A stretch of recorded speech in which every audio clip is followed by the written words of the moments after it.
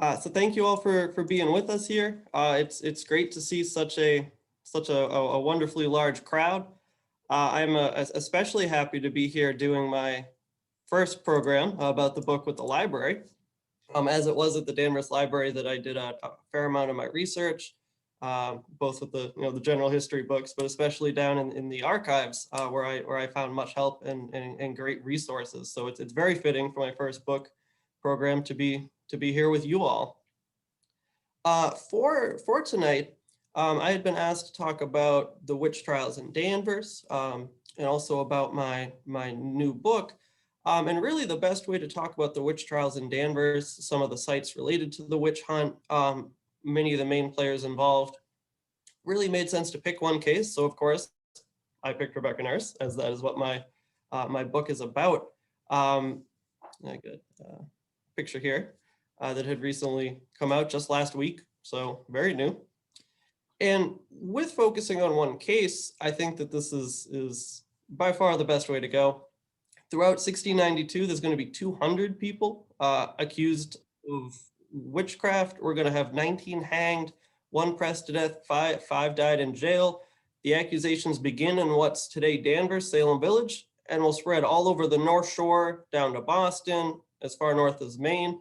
So the witch trials as an event is really large scale, and it's really difficult to try to keep track of all of our major players. So one case, I think, is a great way to guide our evening here. With Danvers today, being known as Salem Village back then, I wanted to begin with a map. I think that this is probably our best starting point. This is a map made just after the Civil War by a historian in Salem. And the outline in black is what was then called Salem Village. You might notice it bears some resemblance to Danvers today. The border, like that line with Topsfield, Beverly, would be a little different here. So Beverly's on this side with Wenham Lake. The city of Salem's down here. Peabody kind of cuts across this way. And the focus of the witch hunt was what is today Danvers. And just to show you, I'm zooming in on this part here, which will be along what's today Center Street. Our map has some roads that would be familiar. This is Hobart Street. Danvers Square would be right here with CVS on this corner, the Savings Bank. High Street doesn't exist. So this is Hobart Street that comes all the way down to where it meets Center. That's the First Church of Danvers. And this is the neighborhood that we'll spend much of our time on, but not only. We'll pop around to a couple important sites in Danvers. This dotted line, not quite a rectangle, was the Rebecca Nurse Homestead, where Rebecca Nurse lived. Here would be the Houlton House. And this would have been the road into Salem down this way. Now, with Rebecca Nurse as our case study here, her home exists today and is the only home of a victim of the Salem witch hunt anywhere that's preserved and open to the public as a museum. So this is in Danvers on Pine Street, right near Tapley Park. Many of you might be familiar with. It's about 26 acres, which is a large parcel for Danvers today, though the original farm was 300 acres. So it's actually just a small part of how it had been. And Rebecca Nurse is a key case to focus on. The reason I had picked Rebecca Nurse to research more in depth is that she's an incredibly unlikely case in the Salem witch trials. She's well respected in the community. She gets along well with her neighbors. Many of them support her after she's accused. And so that really kind of adds to the mystery and confusion as to how this could have happened. There will be other people who had long-running disputes in their background, issues with their neighbors, maybe issues with the Puritan churches. And in such a case, although these accusations are baseless and wrong, one can kind of understand how they were singled out for whatever these unfair reasons were. But with Rebecca Nurse, we don't really have that, which makes it unique among the earliest cases. She'll be accused about a month into the witch hunt.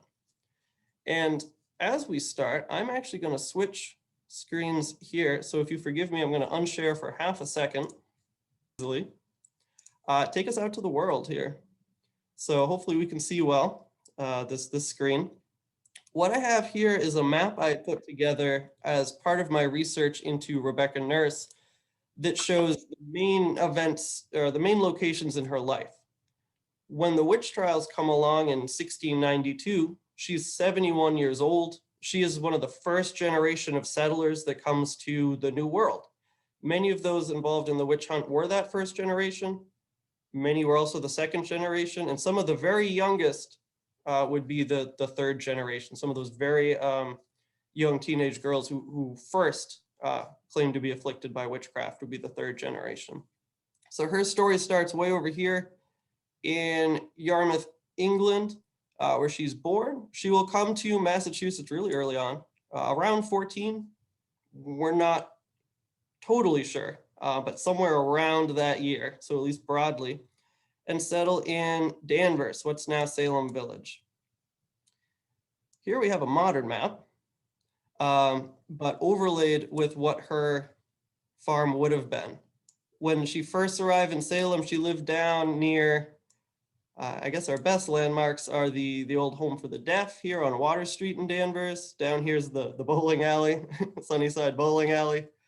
And this is where her family first settles. They come over really not with much to their name.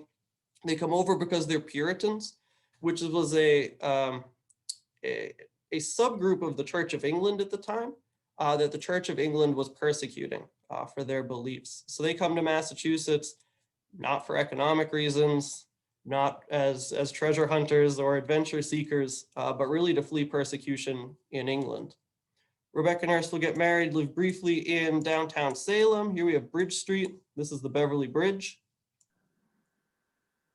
And later on, very briefly, one of the new things that I had come across is that they lived in what's today Peabody. This is the Salem Country Club today, so broadly in that area.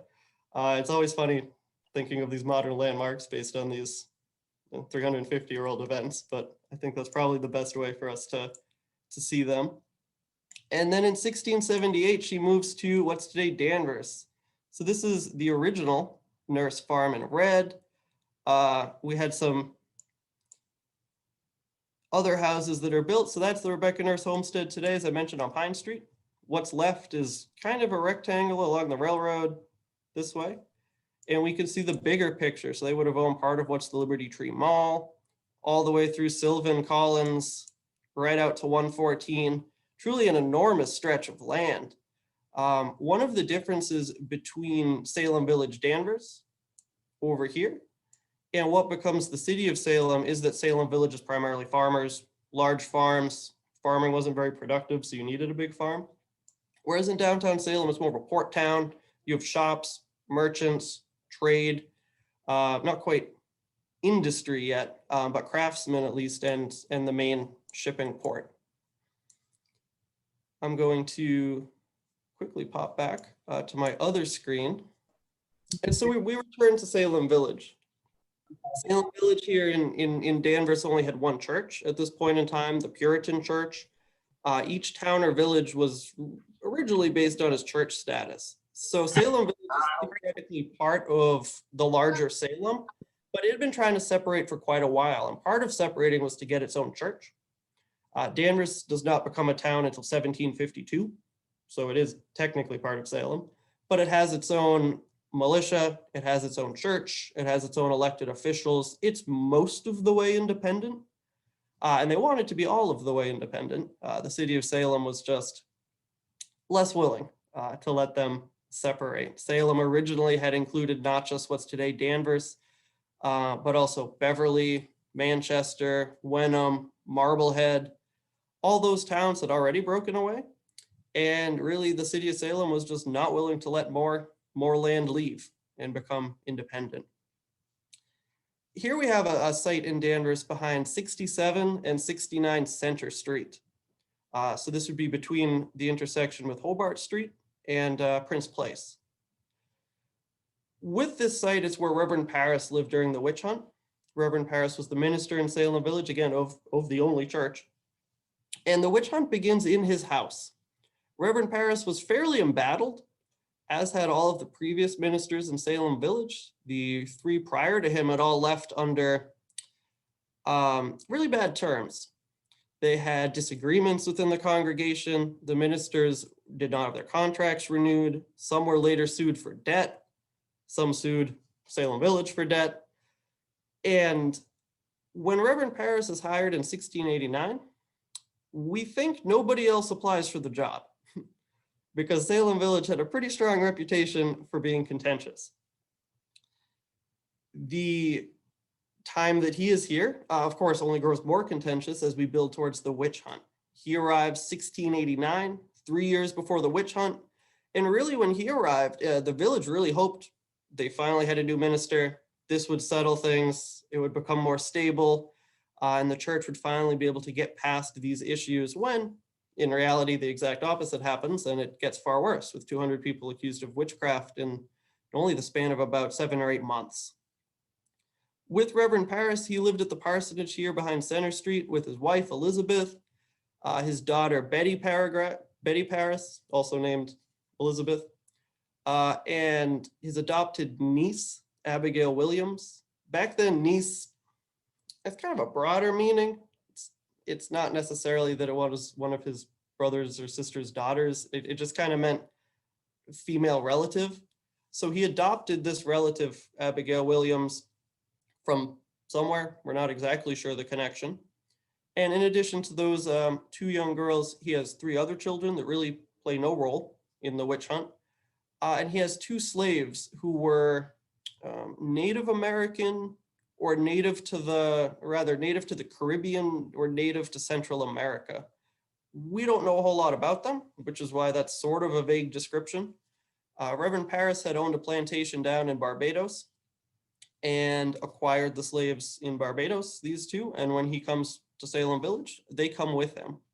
And those 2 people are John Indian and his wife Tituba, who will play roles, Tituba primarily, the larger of the 2 in this witch hunt. So with Reverend Parris's tenure, about 2 years in, we have contention again. We have arguments, we have strife. Right in the fall of 1691, his contract is either annulled or it's not going to be renewed. He's afraid he's not going to have enough money to heat his home for the winter. And as that winter begins, the household's under a lot of stress. That January is when we see the first so-called afflictions, the first alleged witchcraft occur, and it happens under his roof. So his daughter Betty, his niece Abigail, they begin to be unwell. It's not clear how or what is happening at the time. They are having what we would describe today as fits that look like seizures. They always use the word fit, but from the descriptions, it sounds more like brief seizures. They flail, they roll on the ground. Now, Betty's 9 and Abigail is 11, and this is a frightening scene when one reads the descriptions. They crawl under furniture. They crawl around on all 4s. They claim that they're being hurt at different points in time. Some of these afflicted, one of them is going to run into a lit fireplace and try to climb up the chimney, claiming that they're being chased by images that they see. It is unnerving, and one can only imagine what Reverend Parris and his wife Elizabeth here make of this. It is truly strange. Now, Reverend Parris is often blamed as one of the, to overgeneralize, one of the bad guys of the witch hunt is typically how he's seen, and it's a lot more complicated than that. Certainly, he did not engineer this. It wasn't on purpose. He did not cook this up to strike back at his enemies, as one might often hear, particularly kind of in more sensational accounts.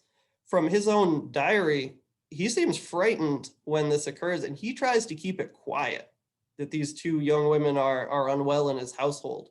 As the minister in Salem Village, a real prominent figure, he's probably afraid this will somehow make him look bad, since he's already embattled and the community's divided against him.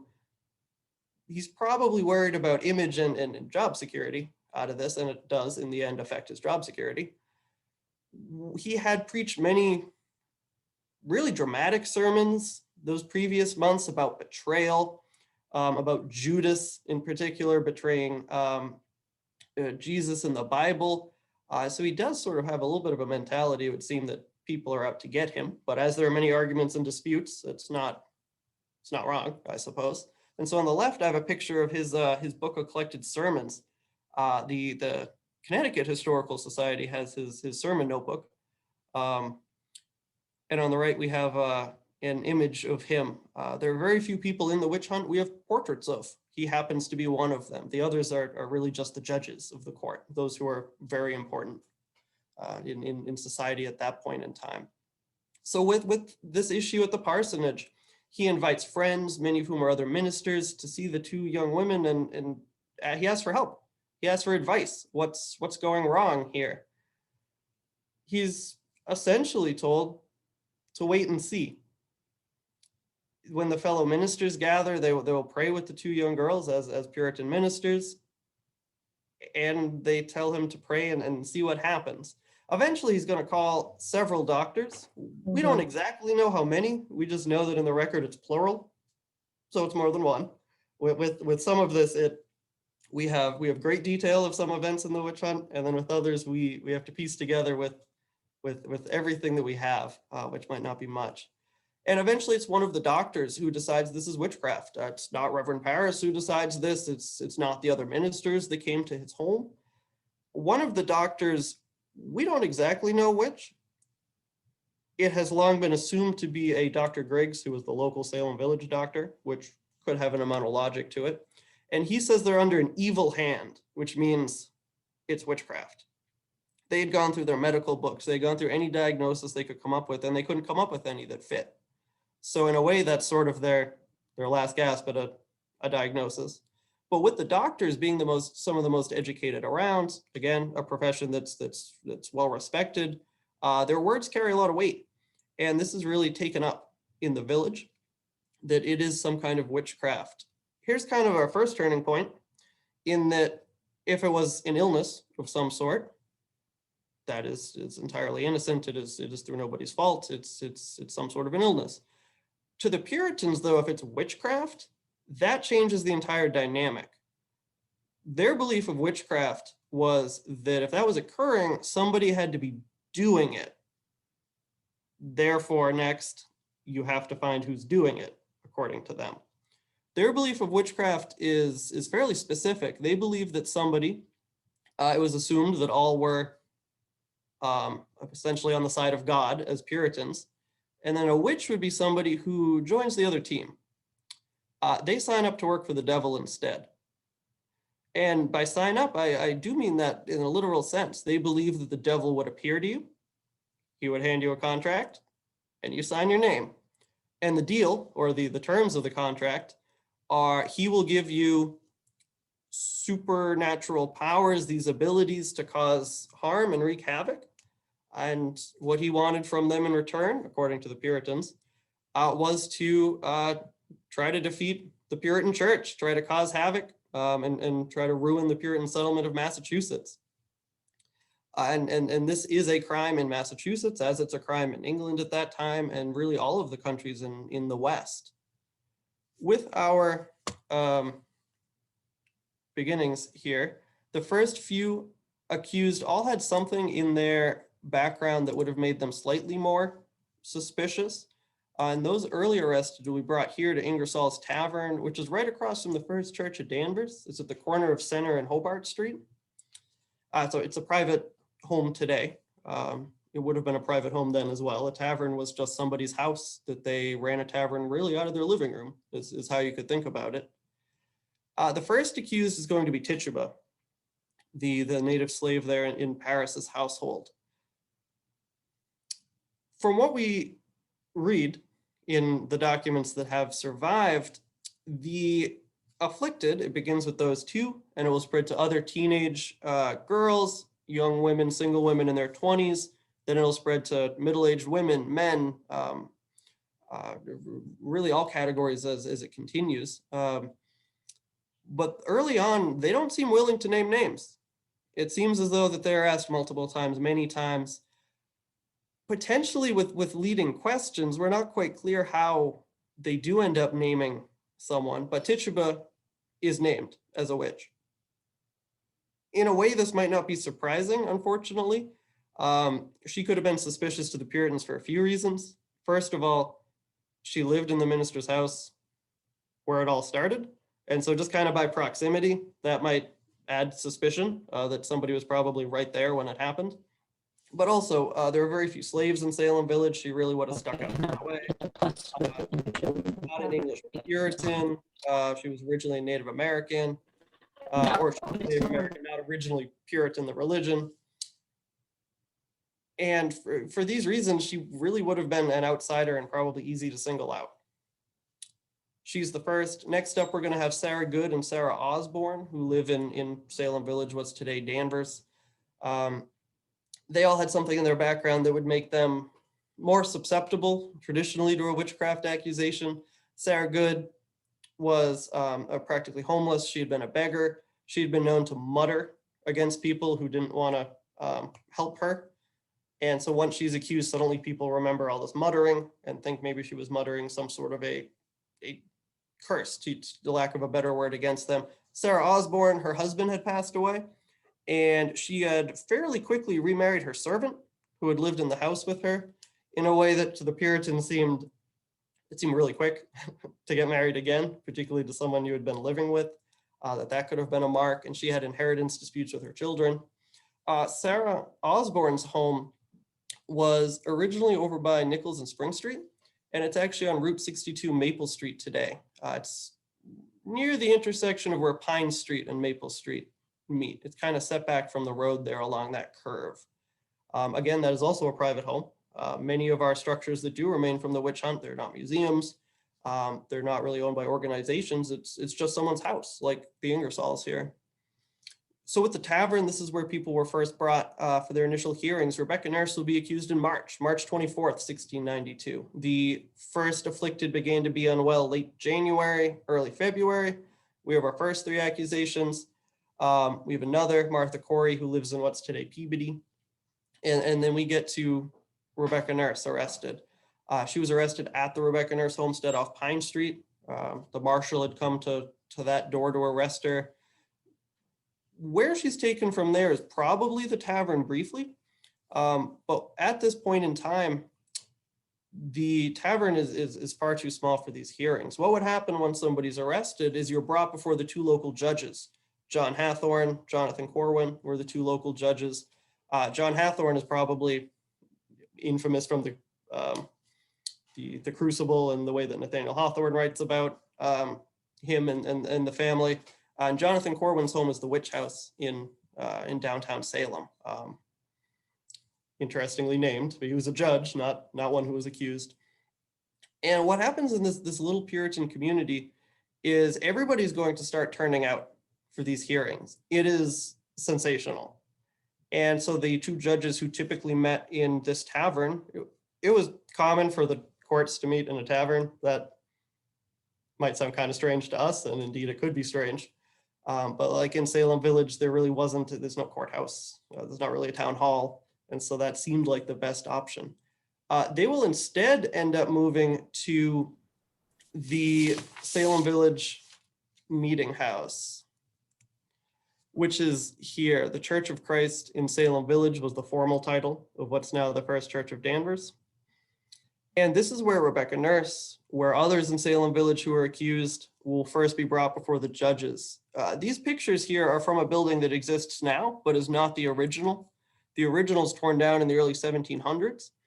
This is a reproduction built at the Rebecca Nurse homestead. It was built for a PBS film, Three Sovereigns for Sarah, but it's an exact recreation of as it would have been, or as exact as possible. It's, I suppose, how I should phrase it. So when all of these innocent women, then innocent men, innocent people from all parts of society are brought before the judges, the hearing in an official sense is to determine, is there enough evidence against them to go to a trial? We can think of like an arraignment one might watch on the nightly news today. It's broadly similar to that. But our big effect throughout is once somebody is arrested and brought to their hearings, they have not yet been found guilty by a court. Their trial has not even happened, but they are damned in the court of public opinion. They are accused of horrible things. Those afflicted who had been having these fits, these seizures, are present when they're brought before the judges. And at certain times during the hearing, they will flail, scream, roll on the floor. They'll claim that, for example, at Rebecca Nurse's hearing, they claim that somewhere they see her image, that somehow Rebecca Nurse, despite being physically present, also has some sort of ghostly presence of herself that is torturing them.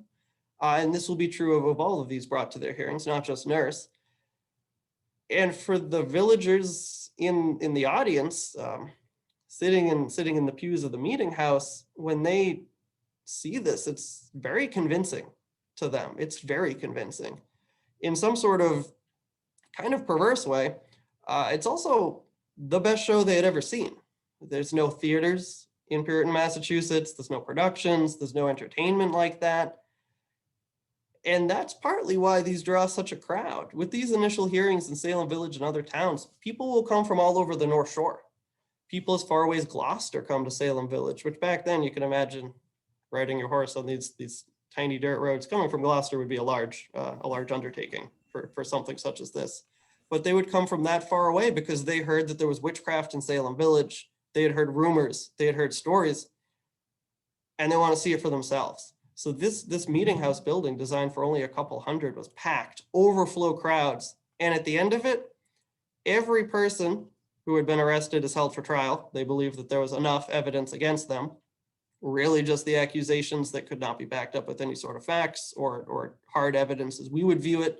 But that was enough suspicion to be held for trial. But the real importance is the public opinion. We think of the English system, the American justice system. One of the most important things is everything's public. It wasn't like some other countries in the 17th century, like France, where hearings were held behind closed doors. If one was accused of a crime, there was no public participation. You might just never see that person again. But here we see this sort of English justice system of allowing the public in is actually something that made witch hunts last longer in England and the New England colonies, because it got the community involved and it gets them convinced it's real, which to us might seem, how could one be convinced of this? But just seeing those who claim to be unwell, their fits, their seizures seemed convincing, seemed unexplainable, and so it's believed for that reason. Now, from the meeting house here, would have been on Hobart Street near the end of Forest Street in Danvers, right near where the Salem Village Witchcraft Victims Memorial is. And now here the story of the accused does leave Salem Village in many instances. So we could take a little brief detour out of Danvers here. I'm going to switch back to my other screen again, if you don't mind holding on 1 second. So part of what I looked into with the witch hunt is I like maps to be able to visualize where places are, how people have traveled between them. And I think it actually shows a better way to understand the community once we see where people are. So with Rebecca Nurse's home on Pine Street, she would have been taken over here to where the meeting house used to be. And then from there, she's held for trial. She will be sent down, back then you would have come along here, down Pine Street to Sylvan, down Sylvan to Andover Street, Andover to Central, to Main Street, Boston Street, down to downtown Salem to the jail. The jail today is the old telephone exchange on Federal Street. There's nothing historic about that site. This is one of our historic preservation tragedies, in that the building, at least part of, or the cellar of, the building that was the original jail in 1692 existed until the 1950s and was then torn down. You can think of how close to today it survived, given the scale of 325 years, and it does not make it to today. Those who were put in jail, it's a miserable experience. These jails are small, cramped. The Puritan system of justice assumed that very few people would be in jail at any moment in time. It's not that the Puritans were the perfect citizens we think of them. If one looks through the records of the Essex County Court for this time period, There's people arrested for being drunk in the streets, shooting off guns, selling guns to the Native Americans, which you weren't supposed to do, according to the Massachusetts laws, people lying, people being put in jail for profane dancing at whatever tavern they were in at that point in time. So they're not quite as law and order as we might think of them, but at the same time, they didn't usually have 200 people accused of a crime at once. So the jails are oversaturated. The Salem jail fills up, they send people to Ipswich. The Salem jail will also send people down to Boston, which is where many, including Rebecca Nurse, will be sent. So that's our nice blue line here. Is going through some old maps, I was able to come across the almost exact probable route of how they got into Boston. Some of it's different, like right here in downtown Salem, we have the East India Mall, whereas there used to be a street. So that's downtown Salem part, it's a little different. But once we get out, we can see the route they took to Boston. And this is a long, long route here through South Peabody, coming in the kind of the backside of Lynn here, coming into Saugus, down along what's now Malden, all the way to what's today Chelsea. You would have been taken. It was the sheriff who took you and his deputies, the constables, taken here. Then you took a ferry and you got all the way to downtown Boston. You got off along Commercial Street on one of the wharfs, walk right through downtown Boston. They were most likely taken right by what's today the Paul Revere House. Back then, Increase Mather lived there, one of the leading Puritan ministers, and taken down to Court Street, where the jail was, which is right near the old State House. The old State House is newer than the witch trials, but that is where the Province House, as they called it back when it was still a province, the Capitol building of Massachusetts was then. Here in these conditions, we do in our jail have our jails, the three of them in particular, 5 people will die from these horrible conditions. Disease, hot in the summer, cold as we get towards the winter at the end of the witch hunt. It is brutal and it's incredibly unfortunate. Those who pass away are not just elderly and frail. We believe an infant who dies that spring in the Boston jail, Sarah Goode's infant, Sarah Goode being one of the first 3 accused. So it is true tragedy before anyone's even put on trial. We haven't even gotten to the trials. We haven't even gotten to the executions, and already lives are ruined and people are greatly suffering here. But as we return to our Salem Danvers area, those would have been put on trial not in Salem Village, not in Danvers, but rather in downtown Salem. The courthouse is now just like the yellow line in the middle of Washington Street. There's nothing to see. As Salem in particular has changed so much in these centuries in the meantime. In Danvers, we have far more structures connected to the witch hunt than Salem does, despite, of course, the notoriety of Salem, the number of tourists that go to Salem. And once they're put on trial, we will have 19 convicted, more than that convicted in total, but 19 convicted and executed. Rebecca Nurse will be one of them. There's been some recent research done about where they would have been executed. It had been vague for a while as to the exact area. But 100 years ago, there was a gentleman named Sidney Purley, who was a Salem historian, and he found the most likely spot, which we still believe is so. That was confirmed by another research project undertaken by some local historians. It would have been around here, right outside Salem. So this is Essex Street, with the big statue there, Boston Street, there's Bridge.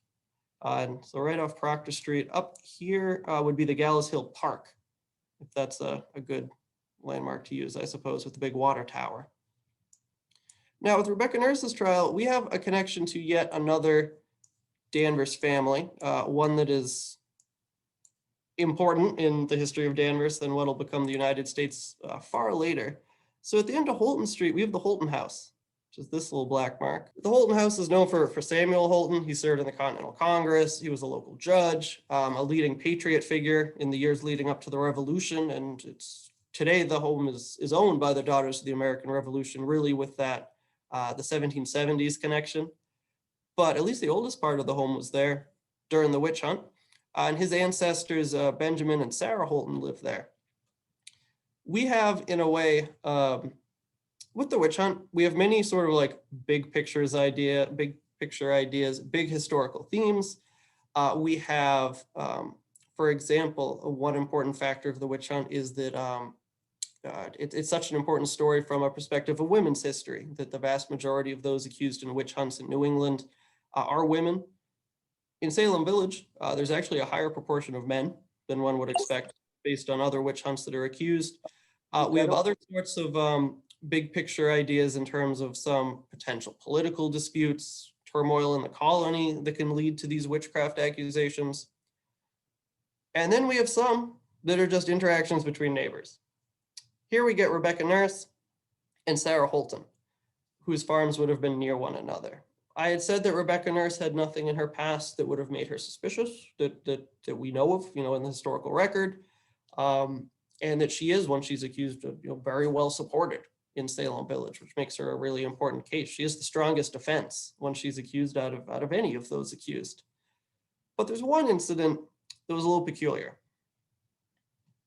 Happens in the late 1680s. At the time, not suspicious. Everyday incident, nothing really special. Once Rebecca Nurse is accused of witchcraft, and once others are accused, people go back over what they remember about them. And they kind of think of odd coincidences in the past. Seem innocent at the time, but now that she's accused of witchcraft, was there something else going on? And so here we have the Houltons. They raise pigs, common. We believe the Nurse family mostly grew crops, didn't really raise animals, but their neighbors, the Houltons, raise pigs. Perfect setup for trading. One grows the crops, the vegetables, the other has pigs for meat. You can trade between neighbors. Perfect little local economy. One day the Houltons' pigs get loose, which might not sound like a big deal, but if you have many hogs on the loose and they're running through your fields and your gardens, they're rooting up all your crops, they're destroying your farm. This is a threat to your family's survival for the Nurse family, as the farm is how they fed themselves. It really is nearly an existential crisis here, or it could be if left unchecked. And with Rebecca Nurse, she's living with her husband, Francis. Some of her children had built houses around on what was the larger Nurse farm, so there's others in the family nearby. Rebecca Nurse sees this threat to her family's survival, and she goes over to the Houlton House and gets pretty mad at Benjamin Houlton. She's described as railing and scolding him. So we assume she's yelling, to use a more modern term, yelling at him over how he let all his pigs loose, how they got into their farm, how they're destroying the farm. And there's a whole body of case law about pig disputes in the 17th century that one never would have assumed existed, because this is such a problem for farmers and that it would destroy your farm. And so this is resolved. They seem to eventually recapture the pigs. We don't quite know how it ends that way. Sure, and it moves on. A little while later, Benjamin Houlton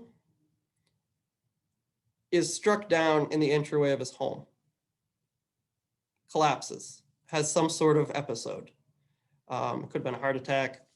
From today's perspective, we have many explanations for this. And he doesn't recover. He does not immediately die, but he will die soon afterwards. A weird coincidence, maybe a curiosity at the time. No connection to Rebecca Nurse in any way, shape, or form. But once accused of witchcraft, this is brought up. And Sarah Houlton will testify against Rebecca Nurse at her trial. Really the only neighbor to the Nurse farm to testify against her, whereas all the others will sign petitions and submit evidence in her defense. And she believes that Rebecca Nurse had used witchcraft on that day several years before the witch hunt. She sees Rebecca Nurse railing and scolding at her husband. Soon afterwards, he drops and will soon be dead. Even just a coincidence looks guilty through that lens once we get to 1692. There will be other similar incidences with other cases, people who claim that somebody had spoken an ill word to them. the next day some of their cows are dead that they don't expect. Just strange coincidences like that. Totally ordinary life, living on a farm, living out here in Salem Village. But once there's a mark against you, an accusation, really anything can look bad. Any small coincidence can suddenly be picked up as evidence, and people will use it in court, despite it being absolutely not good evidence, should not be allowed as evidence. In this case, has no connection at all to the case of Rebecca Nurse, but is used that way. Now, with the witch hunt continuing, Rebecca Nurse was, as I mentioned, accused in March. She's put on trial in June, and she will be executed in July for witchcraft outside of Salem. Her trial is eventful, just like the initial hearings are eventful, with people screaming, contorting, having seizure-like fits. Her trial is interesting further in that she comes the closest to being acquitted, or is acquitted and then is unacquitted, all in the same court session, which of course raises a lot of legal questions, and that it is not a proper procedure and a very strange incident here. With others in Danvers, one of the other major cases that comes down to us is George Jacobs.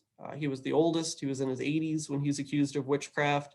He lived over actually near where Rebecca Nurse first had, behind the Sunnyside bowling alley today. There's was it Jacobs Way and Jacobs Landing are two of the streets. That's where his farm was.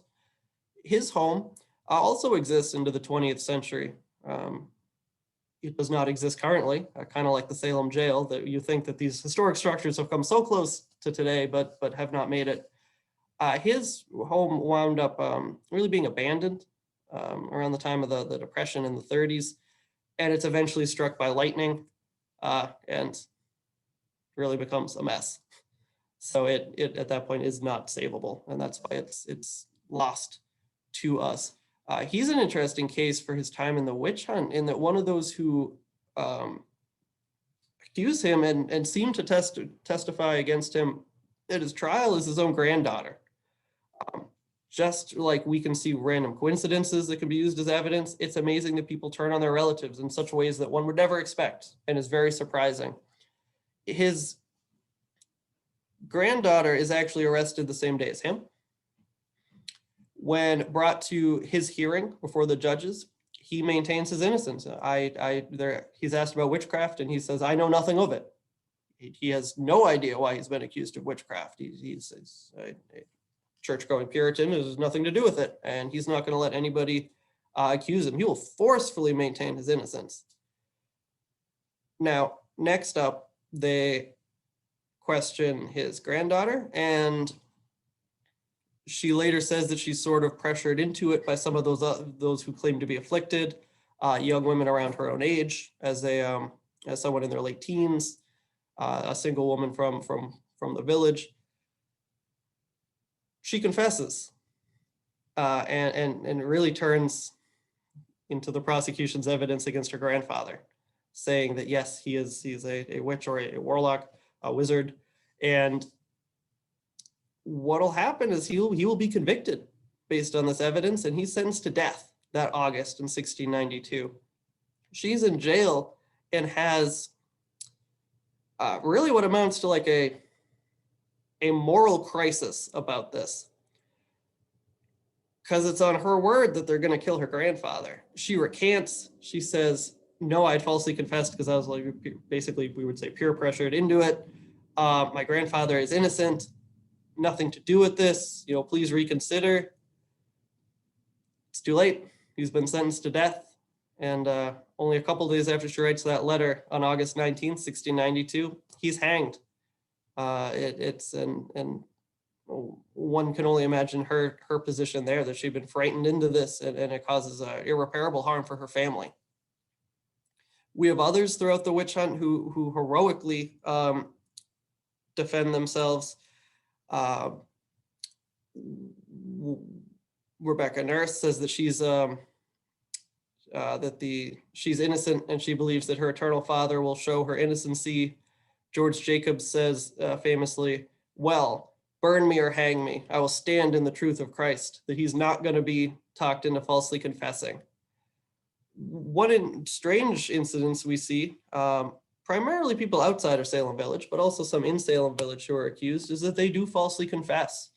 At that point, they wouldn't have known that that would make them live longer. Typically in a witch hunt, if you confessed, you'd be executed first, that they didn't even really need to go through a full trial because you had no defense. You confessed. That doesn't happen here in the witch hunt in what's really a strange way. It's the only witch hunt in the Western world that they don't hang the people who admit it's not true. It's a false confession, but falsely confess that yes, they were in league with the devil. We assume that they keep them alive because they want them to testify against others and sort of like build up the prosecution's case. Makes sense. That seems like a reasonable, based on the evidence, conclusion. But some of those who confess, much like George Jacobs' granddaughter, do recant at the last minute. We have a gentleman from Andover, Samuel Wardwell. He falsely confesses and then realized those at that same trial session who maintained their innocence were going to be hanged in September. He's in jail with a moral crisis, realizing that all those people with him in jail who said they were innocent are going to die. And he's not, because he lied. And so he will recant his confession. And how does the court treat him? They decide to hang him that September with those others who said they were innocent. So that was his reward, so to speak, for that. But he admitted the truth in the end, because he knew that that was the right thing to do. With the witch hunt overall, one of our last category here to talk about is how Salem Village reacts after the witch hunt. This is really important in the sense of both what remains, what monuments we have in Danvers, memorials, and this brings us back to the meeting house in Salem Village, not the one where Rebecca Nurse was brought before the judges. That meeting house in 1692 is basically destroyed. It is in disrepair. Seats are broken, windows are broken. The crowds that turned out to these hearings before the judges are just too much for that building. And so they briefly repair it. They also need a bigger meeting house. So in the early 1700s, they build a new one. This is the same spot, but definitely not the same building as the First Church of Danvers today, right at the corner of Center and Hobart Street. This is the second meeting house. There's been several meeting houses since then, as the first church has burned down a couple times and it's been rebuilt. The current building is only about 50 years old or so not historic from this time period, though potentially historic for other reasons. And one can only imagine these farming families in Salem Village. Once the witch hunt is over, around the fall of 1692, it really ends as opposition builds. Opposition builds among ordinary people. Opposition builds amongst ministers, kind of the leading figures in Massachusetts. And really the leading ministers will be very critical of the court. It's the government, the province of Massachusetts, that's putting them on trial. The judges are government officials, and the ministers don't think they do it right. They think it's unfair that they're letting people have these fits in a courtroom, that they're letting people use evidence of claiming to see these ghostly images that only they can see, nobody else can see them. How can you admit that as proper evidence? And one of the leading figures in the witch hunt is Ann Putnam Jr. Her mother is also Ann Putnam, which is confusing. Ann Putnam Jr. is one of the early on to be afflicted. She's single, teenager, lives in Salem Village, out by really like near the cornfields of the state hospital today, or the former state hospital. She's involved in more than 60 cases. So she is some sort of evidence against 60 people accused of witchcraft, the most of any of the accusers. So she really is key. And she's one of the lead accusers of Rebecca Nurse, along with her mother, also Ann Putnam. And people like her go back to living in Salem Village. Their neighbors are people she testifies against. One can only imagine the trauma for like the family of Rebecca Nurse, that they go back to their farm, and yet every day around the village you see people who testified against your mother and caused her to be killed. How can a community bring themselves back? The state or the province of Massachusetts will admit it's an error. They end the court that fall because they realize process-wise it is not acting correctly. Out of this, we get what's today the Supreme Judicial Court. The Supreme Court of Massachusetts will be created in place of the Witch Trials Court as an improvement there. They admit officially, formally, the legislature will pass a law in the late 1690s. 1698, they admit that it was all an error. They don't blame the government. The government does not blame the government. The government blames the accusers, who surely have a degree of fault in the accusations. For Salem Village to come back to normal, those related to the executed in the witch hunt, especially the family of Nurse and others, they refused to go back to that Salem Village church. Reverend Parris is still the minister. He himself has testified against many of these who were killed. And they cannot worship under the same roof as him, which I think we can find entirely understandable. He will launch investigations against them. The church, the local congregation will set up a committee to investigate why aren't these people coming to church every Sunday. They knew why. They knew. It's obvious. Really, they're just trying to hassle or persecute them again, even once the witch hunt has ended. As time passes, we get to the early 1700s here in our new meeting house. We have a really interesting moment. So Ann Putnam Jr., arguably the main accuser, she wants to become a member of the Salem Village Church. To become a member, you'd be voted in by the other members. Not everybody was a member. It's kind of like a select few, the core group.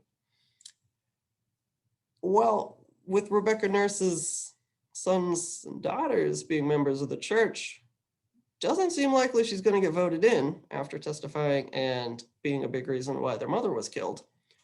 And she will really be the only accuser here to what they say is apologize for her role. One of the judges will apologize, Samuel Sewell.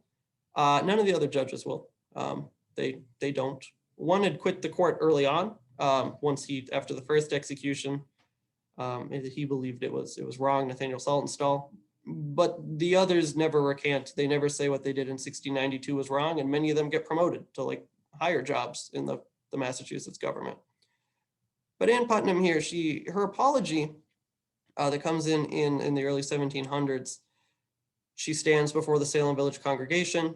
The new minister, once Reverend Parris was finally removed, reads her apology, and what she says really amounts to, it's terrible what happened, it's an unfortunate episode, but the devil made me do it. So I would not say that's an apology. I think for an apology, you have to, take responsibility for your actions and, own a mistake. And she really doesn't admit that she, willingly or made a mistake there. Many of the other accusers, we kind of lose track of through history. And this new minister that comes to Salem Village in right around 1700 is really key, Joseph Green. We have the first church of Danvers today. There's a Salem Village Church historical marker that the Commonwealth of Massachusetts put up on their 300th anniversary. They did this in 1930. Really, 1929 was the 300th anniversary, but they picked 1930 instead. And our sign gives us, so this isn't really local remembrance. This is Massachusetts. It's not Danvers who made the sign. Really seems to try to look past all that happens in 1692. It's amazing how putting a historic marker for what was really the center of the witch trials, how they could make it seem so rosy and positive. They don't really talk about the witch trials at all. They talk about Joseph Green, the new minister. He's the one that facilitates Ann Putnam apologizing. He's the one that tries to bring the community back together, the families of the accused, the families of the accusers. That's really his role there. Also mentions he's really good at hunting. I don't really think that's important for the historical record, whether the guy could hunt or not.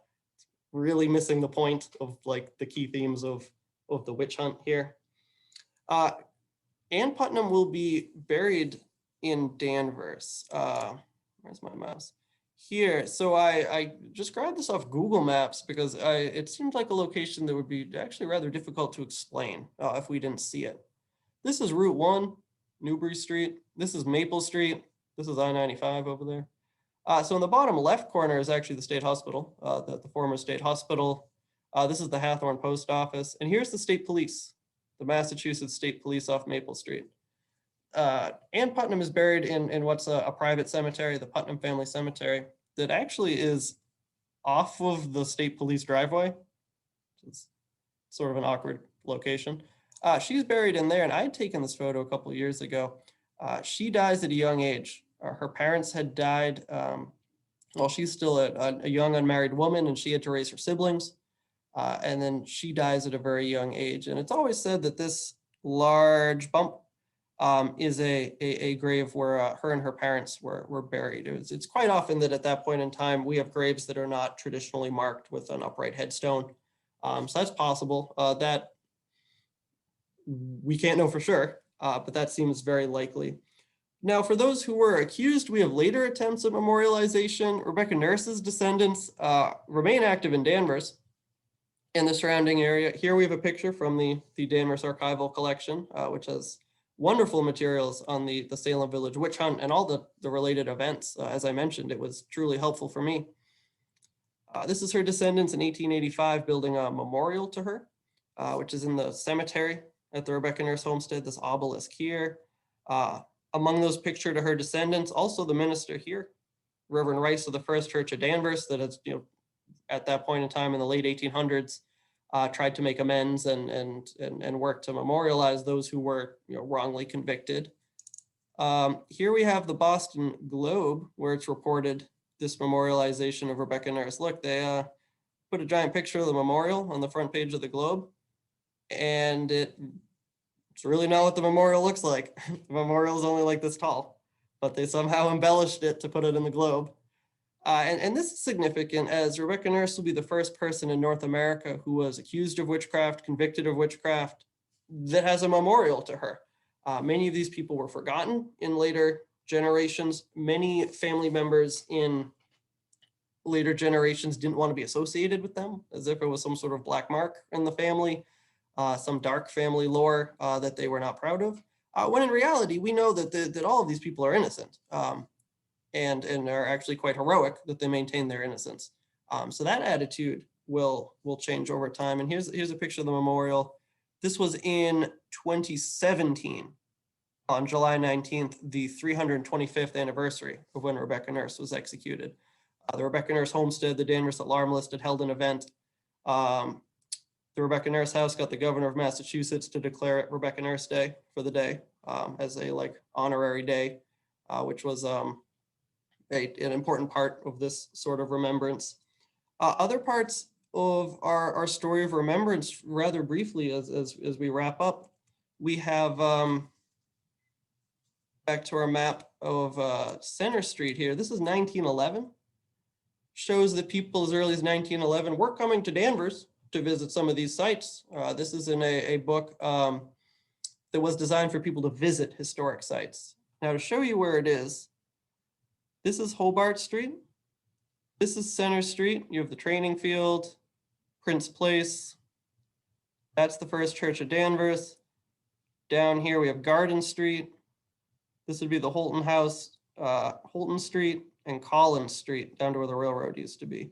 And this lists many of our sites, although they were private homes, although some of them there's really nothing there to see at this point in time. Back in 1911, people are interested in it. People are coming out. Now, one of these sites is where the parsonage used to be, as I mentioned, where it all began, where Reverend Paris lived. I showed you that photo of the rock foundation, all that remains of the Salem Village parsonage that was unearthed in the 1970s. Prior to that, it's just someone's field. The home had been torn down about 100 years, or moved and then torn down about 100 years after the witch hunt. Nothing remains of it today. It went from being a pasture, someone's backyard. Local kids in the neighborhood played ball there behind Center Street. Yet it's in that book in 1911, so people apparently did come visit the field. where Reverend Paris used to live. And over here in the background is actually Forest Street. So Forest and Hobart is over here.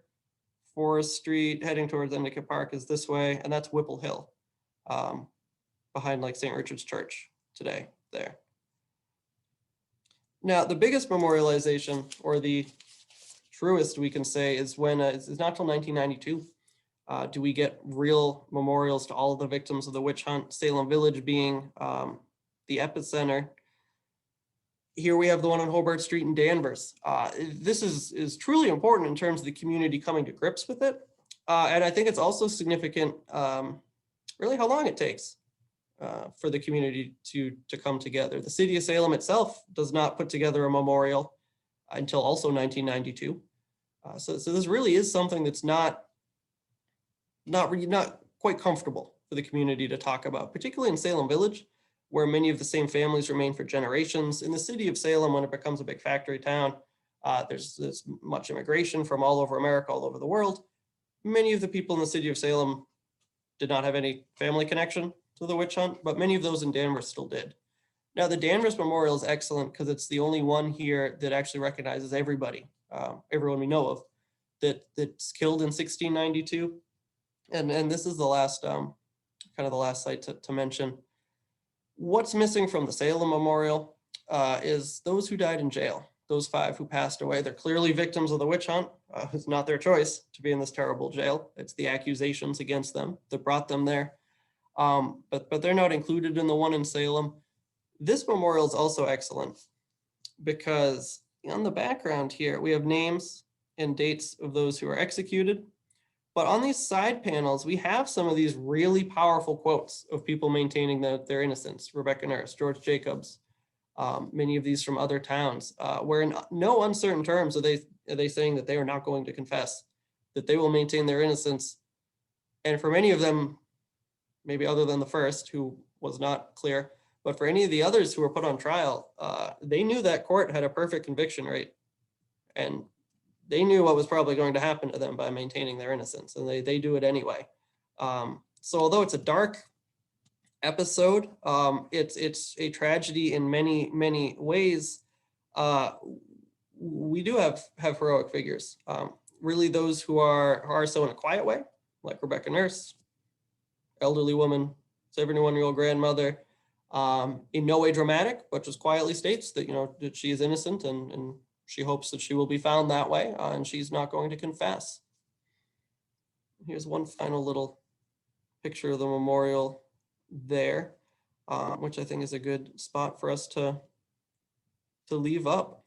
I did want to mention, as one final thought, about that map I showed you. That map is online if one is interested, and I put it here as a link. I wanted to make sure I showed you this link. This is my blog. And it's available through there. There's many more sites on that map than we could go through tonight. Even at that, I've used the full hour. So I'll let you look at that on your own. I would love to take any questions. Okay. About wealthy women being accused of witchcraft. Is that true? This is a good question. And it kind of gets us back to, with witchcraft accusations in New England, this, on one hand, it happened before, people being accused of witchcraft, but never 200. And all the previous instances, it would be one person accused, maybe 2 people accused. And especially in the prior incidences, it is primarily women.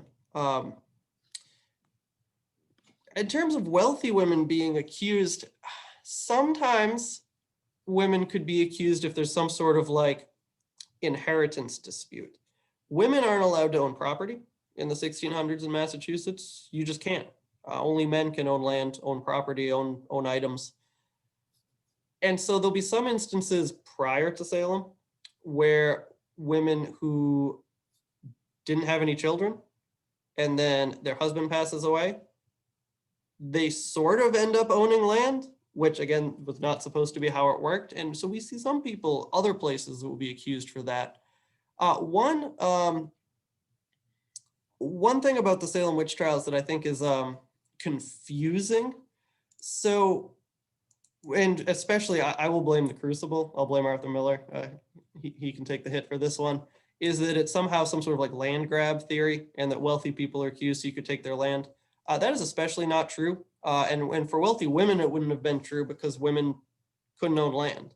Now, the majority of those who are accused are women. There was nothing you could get from them legally. And even with the men, you did not get to take their land. That's stealing, as it would be today. There's no procedure allowing that in Massachusetts. One could have been accused out of jealousy.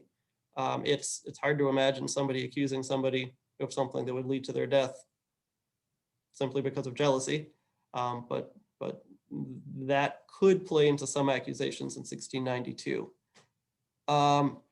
Rebecca Nurse's maiden name is Towne, Towne. Her brothers and sisters moved to Topsfield, and there's several homes, historic homes in Topsfield associated with the Towne family. Why did Salem Village change to the name Danvers? So Salem Village had long wanted to be a town, finally arrives in 1752, sort of. They're actually only allowed to be a district, which means you're a town, but you're not represented in the legislature on your own, which is, again, another weird halfway position of you're sort of your own town, but you're not. They don't pick the name. The legislature picks the name. There has kind of been long-standing wonder or confusion about this over the years. There's actually a great article on the Archives website about this, the naming of Danvers. So I would recommend that as a good source. It seems as though the Massachusetts legislature named it after a leading political figure, Osborne Danvers.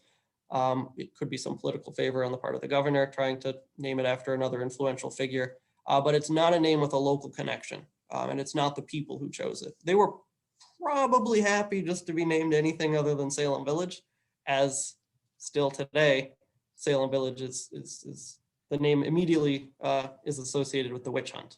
So they were probably fine to get a new name. Now, the almost acquittal of Rebecca Nurse. This is a good question. So with Rebecca Nurse, she really has the strongest defense out of any of those accused. Her family really goes to bat for her. Her husband, her sons, her daughters, they're collecting evidence. They get neighbors to testify in her defense. They get people to testify questioning the credibility of the accusers, which is really important in that one of the leading accusers was Reverend Parris's niece, Abigail Williams. And she is so exposed as an alleged liar at Rebecca Nurse's trial that she really won't be considered legitimate evidence again. So that's a pretty good strike against the witch hunt that the Nurse family is able to land there.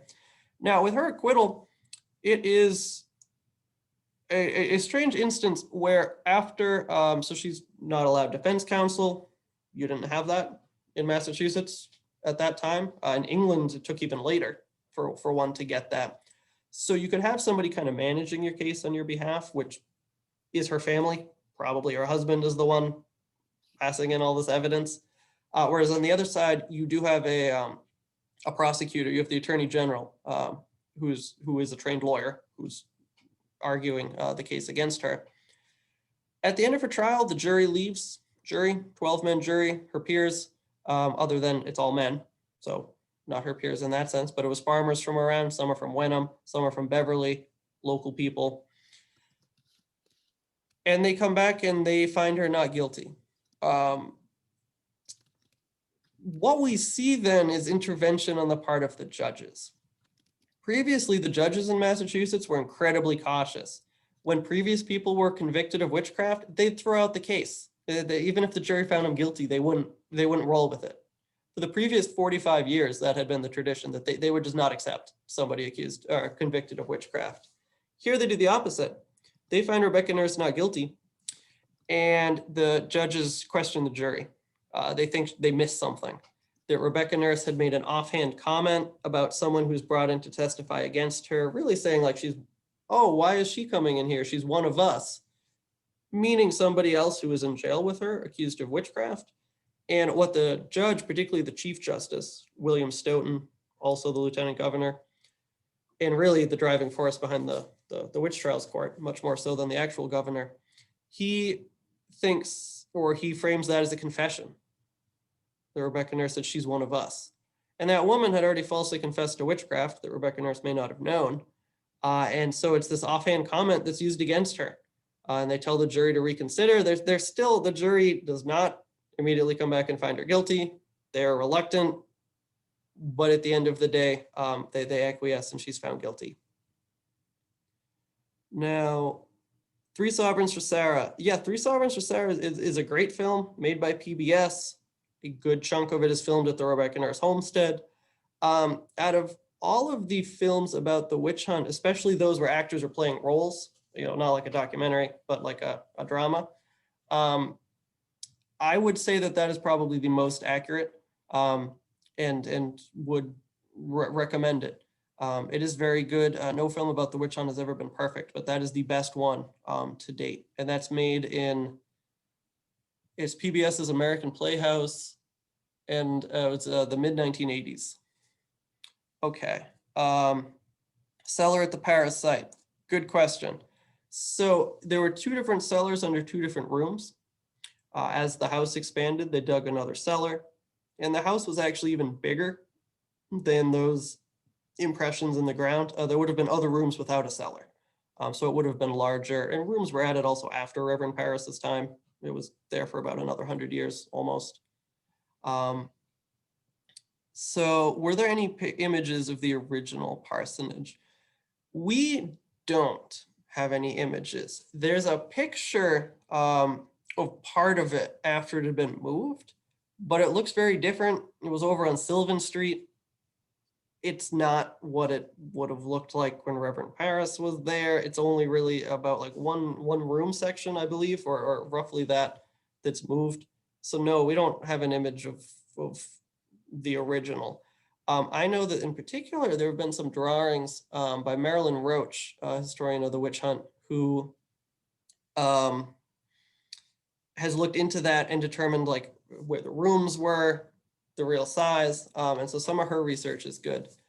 Where can we purchase your book? Oh, great question. So it's the link in the chat at the top goes to my website, Daniel Gagnon History, and there's some links there. You can purchase it on Amazon. I would normally definitely recommend local bookstores. The book is actually already in short supply, which is a problem. It's, I will say, a good problem, in that the first printing is pretty much been all taken up. So the book has gone to a second printing. What that means is that some local bookstores weren't able to get it. The second printing will be done in a week or two, at which point it will be available locally if one wanted to go to a local bookstore. But in the meantime, really only Amazon has it. With the first printing, Amazon being such a big commercial group, they get priority. And they even got priority over me. They at first canceled my own order for my own book because Amazon had picked it up. So, no respect as far as that goes. I was able to get a couple copies, it turns out. But yeah, Amazon got precedence over the author, which is comically strange. So the governor's wife was accused. So this is one that we hear mostly as a legend. The governor's wife, the governor's William Phipps. He's the first governor of Massachusetts that's not elected. Throughout the 1600s, the governors were elected, which we would be used to. And then we have intervention by the king and queen. And so from here until the revolution, from 1692 until the revolution, the king gets to pick the governor. His wife does sign releases for some people held in the jail in Charlestown. The governor had gone away that fall, early fall, to build forts, and he leads an army into Maine to defend against Native Americans. And while he's gone, she clearly is against the witch hunt, or at least against the accusations about whoever she frees. She apparently seems to forge his signature and have some people released who had been in jail. She's never formally accused. Maybe people, muttered against her. I imagine the governor might not have been thrilled that People thought decisions were being made in his name when he's all the way up in Maine and not actually signing these papers. But it doesn't directly lead to the end of the witch hunt. Really, it had been boiling, this opposition had been boiling for a long time. And if one thinks about it, the witch hunt, in a way, was bound to essentially burn itself out. With the accusations, every time a new person is accused, there are more opponents of the witch hunt. If you're the average person in Massachusetts, you might have believed the witch hunt. You might have believed that there were real accusations. You might have been on the fence. But then if somebody accuses someone in your family, you're going to turn into an opponent pretty fast. So the more people that are accused, the more opponents they get in Massachusetts. People who, oh, they might believe some stranger is guilty, but wait, their own parent is not guilty. This can't be right. This must be wrong. In addition to the opposition from the ministers that plays a real role. Again, with the Salem witch hunt, we have all these broader themes of church and state, the role of religion in society. And I think it goes against common conceptions that the leading ministers were actually, many of them were real opponents of this. So Ann Putnam confessed her role, which she said was prompted by her mother. How early did acting the part start? Is there any evidence the girls were really sick in the beginning, or were they always acting? Great question. Sort of brings us to the main question of the witch hunt. In that, why are people accused? Were those who seemed to be unwell actually unwell? Were they making it all up? Was it both? It's probably some of both. It seems like at the beginning, with those, particularly the younger teenage young women who begin to be ill, that there can be mental health reasons for this. Several of them have reasons that we think that could have been suffering from post-traumatic stress. Some of those who begin being afflicted or claiming to be unwell, once it moves outside of just Reverend Parris's family, some of these young teenage women are essentially adopted. They're labeled as like servants of other people in Salem Village, but their families are dead. Some of them had seen their families brutally killed in the wars with the Native Americans. And if one sees something like that several years prior, so they'd be like an 8-year-old, that would leave a lasting traumatic impact, that under a scenario of stress, you could have a reaction like this. And then there's other instances of people lying. In Rebecca Nurse's case, especially since she's such an unlikely person to be accused, we actually see a really large amount of like fake evidence. People pulling out pins from their skirt, stabbing themselves and saying that the image of Rebecca Nurse did that to them, whereas Rebecca Nurse's family sees them pull it out of their skirt, stab themselves. That's fraud. That's obviously just untrue. But probably for each accuser, you draw the line differently. Is it more potentially stress-induced? Is it more untrue? But especially with the younger people who claim to be afflicted, there could be a real mental health reason for that. Less so later on, but at the beginning. Do we know where Rebecca Nurse is buried? It is believed that she is in the Nurse family cemetery. Those who were executed, we think were just simply buried out on the outskirts of Salem there. There was no law preventing the families from reburying them. Many of the families said they had done so. John Proctor's family said that he was reburied on his land, which was a recent investigation by the Peabody Historical Society. Really, that would mean he's buried somewhere like at the fields of Peabody High School, if he had been buried there, is the most likely spot. So George Jacobs is reburied on his family farm in Danversport. His grave is the only one we know for sure, because he's later accidentally dug up and then reburied at the Rebecca Nurse house once his farm becomes, houses and the bowling alley and such. And so they couldn't rebury him on his farm. But he kind of proves that, yes, people did rebury their relatives on their farm. So she's probably there. A documentary in the trials. Yeah, they did try to burn books about the trials. As opposition to the witch hunt grew that fall, the governor of Massachusetts bans any printed publication that's critical of the witch hunt. Now, he lets those be published that were in support of the witch hunt, obviously, and in support of the court. But if you wrote against it, it's technically illegal. And what we will see is there will be a book a couple years later that's really harshly critical, in particular of Cotton Mather, one of the leading ministers. And yeah, that's burned in Harvard Yard. The Ingersoll House, or any of the current residents that are related to anyone in the witch hunt. I'm not sure I know that. I am not sure. That's a good question. It is owned by a private owner, whose family had some ties to Danvers, but I'm not sure how far back it goes. That is actually a good question. Sorry, I don't quite have an answer. What's your opinion of beliefs? Okay, so the ergot question. Ergot is this theory, came out in 1976.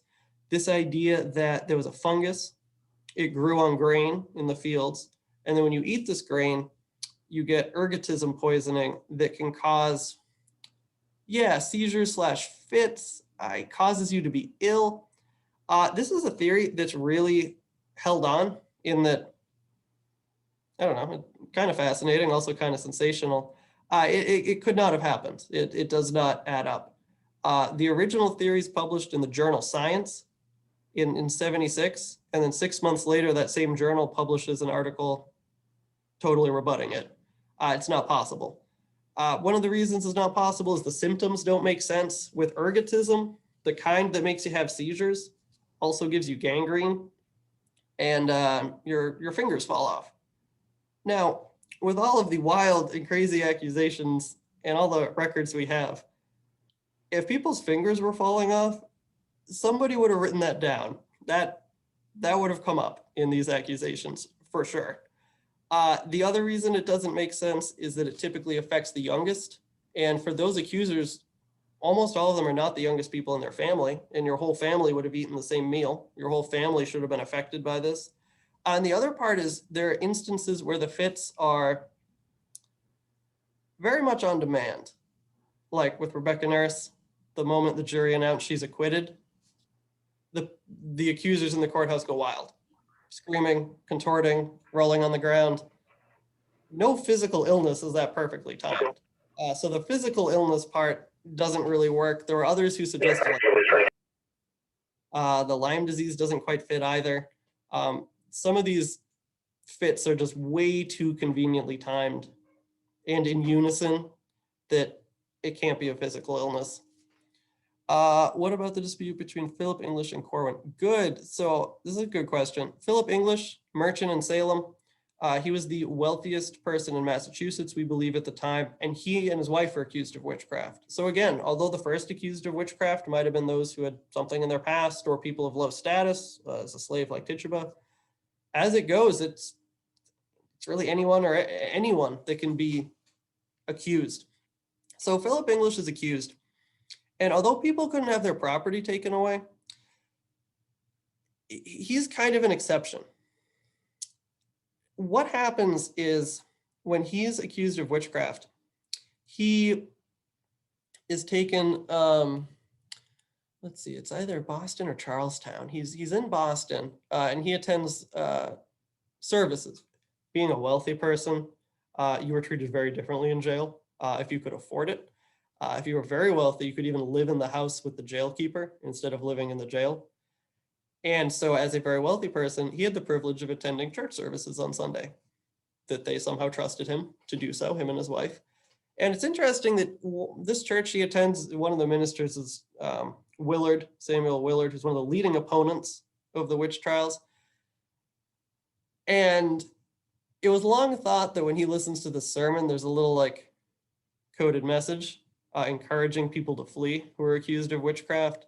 That might be overblown, but it is an interesting coincidence. I forget what Bible verse is chosen, but you can actually kind of see how that could be a conclusion you would draw, particularly since we know the minister opposed the witch hunt. And he flees. Philip English will flee. He goes, I believe it's somewhere in New York. New York being a separate colony, basically they couldn't get you there.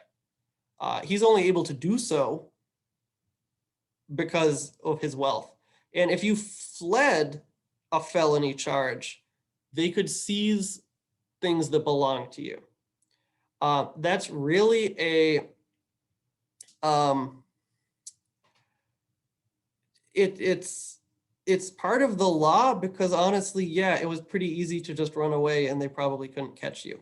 So this is kind of something held over one's head if you're accused of a crime, that you won't abandon your family to poverty, basically.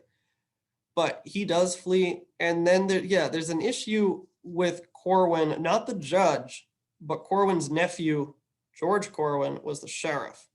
Again, it's a small community. Everybody's related somehow, it seems. So he's the sheriff. And Philip English, once everything's said and done, and it's clear that the accusations were untrue, he returns to Salem and wants all his stuff back. But he had been legally charged with the crime, even if it's now known not to be true. And he fled the felony charge. So yeah, legally he shouldn't get his stuff back according to the law. But according to, common sense, he should have. There's a whole bunch of court cases where he keeps suing. And then Philip English on his deathbed, he believes he's going to die. And he's eventually, told to forgive those who he's had issues with in his life as he's preparing for death. And he finally says that he forgives the sheriff for what he did. And then as it's recorded, he allegedly says something along the lines, I don't remember the exact quote, but if I get better, I'll be damned if I forgive him. And then he does die at that point. But it's definitely a grudge that plays its way out in the courts and lasts until his deathbed, because it's quite clearly unjust, as so much of this is. My interest in the witch trials. So my first job in high school was a tour guide at the Rebecca Nurse house. So this has kind of come full circle there. I went to school to study history in graduate school, and I studied post-war Europe, not 17th century Massachusetts, but I just couldn't get away from it, it seems, living here. So I came back to that as a topic.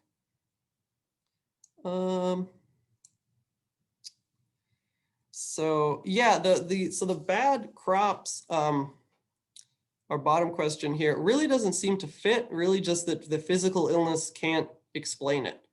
The way that they act in unison, the way that the fits seem conveniently timed, and other physical symptoms that just don't line up. The other part that I didn't mention actually is important. Doctors at the time knew of that. It's not a new illness.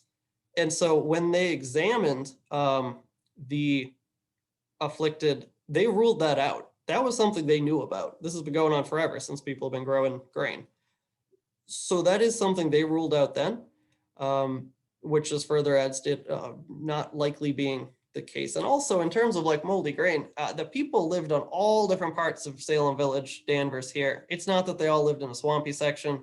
It's not that they all lived in the same neighborhood. And particularly when you get the accusations spreading all across like Essex County, those people are eating very different food from one another. It can't explain that. Yeah, we have a point that natural causes would have affected boys, really their siblings too, that they even have other girl siblings. It doesn't affect them. So that doesn't quite line up. Well, I think that's the end of our questions here. Dan, there's one question that I think you missed. Was there a marriage between one of the Putnams and one of the members of the Nurse family? Oh, that's a good question. Not in that generation. Later on, yes. We get around the time of the American Revolution, just after, I should say, the American Revolution, around 1788, 1789, that Rebecca Nurse's great-grandson is the one living on the Nurse farm, that the family lived there, straight through. He marries a Putnam, not the part of the family that accused Rebecca Nurse of witchcraft, not Ann Putnam, but rather a descendant of a different branch, Nathaniel Putnam, who would have been like Ann Putnam's uncle at the time. And he supported Rebecca Nurse in 1692. He signed documents to defend her, testimonies to defend her. And yes, so they intermarry, and well, he marries a Putnam and then basically sells it to his cousin in the Putnam family. And so yeah, at the Nurse House Cemetery, the later generations are all Putnam names because they had married there. Now, well, if that's all of them, I very much appreciate you all coming out. I hope you enjoyed it. It was great to be with you this evening, and I hope you enjoyed it tonight.